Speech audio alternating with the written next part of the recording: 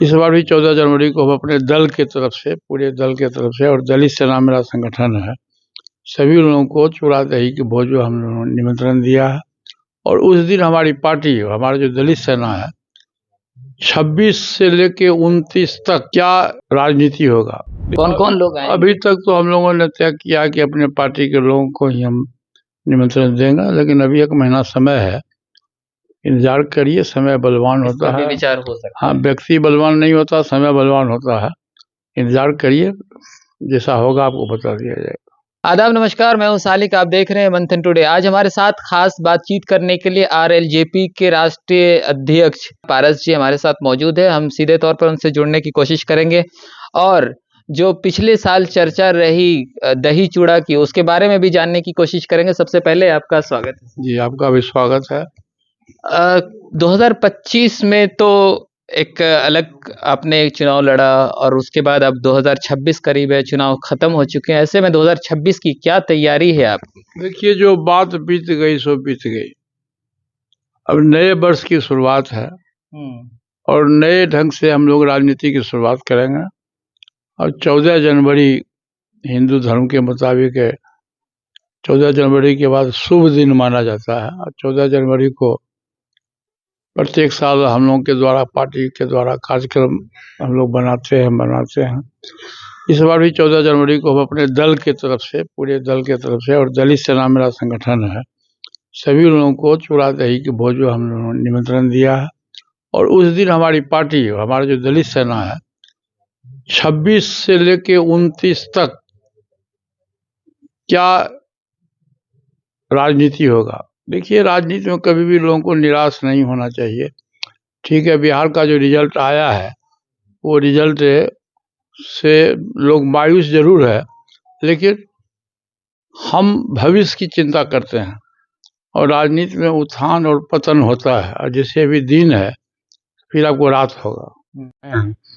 और स्वर्गीय जयप्रकाश नारायण जी के नेतृत्व में आंदोलन में हम लोग सक्रिय थे, इसलिए हम लोग भविष्य की रणनीति में तय करेंगे 14 जनवरी को।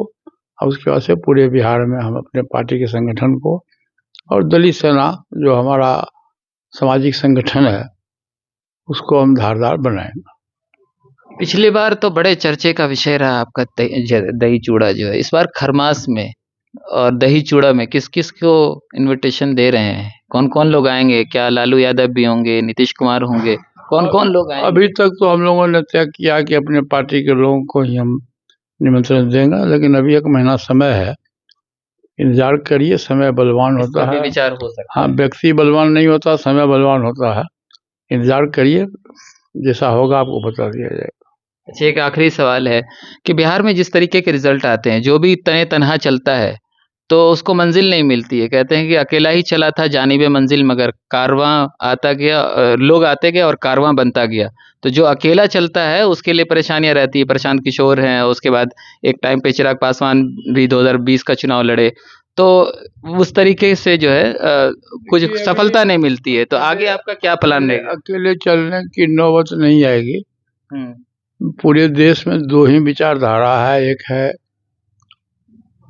इंडिया गठबंधन और दूसरा है एनडीए गठबंधन। और अभी कोई भी दल अकेले लड़ करके कुछ नहीं कर सकता है।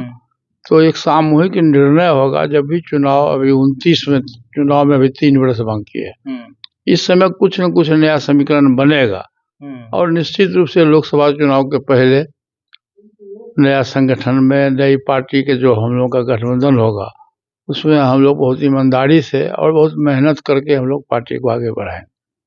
क्या लोगों को कनेक्ट करेंगे आप खुद से मैदान में जाके? जैसे 14 जनवरी से आपने कहा कि एक नई शुरुआत करने जा रहे हैं, तो लोगों से भी मिलेंगे क्या, बिहार के लोग? हाँ, निश्चित। मैं तो कहा ना कि मिलेंगे ही नहीं। हम लोग पूरे बिहार में जितना भी जिला है, प्रत्येक जिला में जाकर के दलित चौपाल करवाएंगे। जो हमारा दलित सेना का फोर्स है, उसके माध्यम से हम दलित चौपाल करेंगे और मेन पार्टी की तरफ से हम पार्टी में जिला का सम्मेलन करेंगे। बहुत बहुत धन्यवाद। हमारे साथ थे पारस जी, जो सीधे तौर पर एक बड़ी चीज कह रहे थे कि हम नई ऊर्जा के साथ 14 जनवरी से आ रहे हैं और पार्टी को बहुत ही मजबूती के साथ आगे ले जाएंगे। तो इस रिपोर्ट में इतना ही। हमारे साथ बने रहे। आप देख रहे हैं मंथन टुडे, तो हमारे चैनल को लाइक और सब्सक्राइब कीजिए।